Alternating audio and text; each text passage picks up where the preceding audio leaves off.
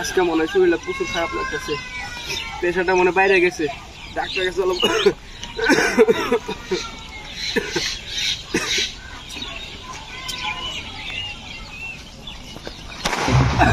নাতি নাতি গো,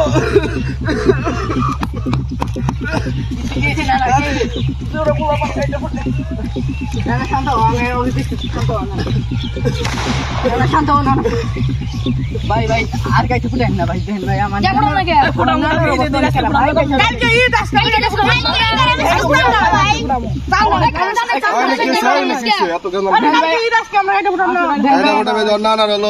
অনেক অসুস্থ,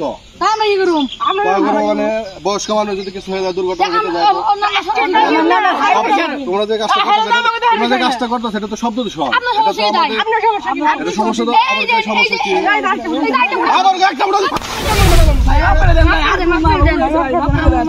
ভাই তোমরা বলা বুঝো নাই, শব্দ দূষণ হলো মানুষের জন্য ক্ষতিকর। অনেক দুর্ঘটনা ঘটে, শব্দ দূষণের কারণে অনেক মানুষের মৃত্যুবরণ করতে পারে। তোমরা আনন্দ করবা, অন্যভাবে করবা।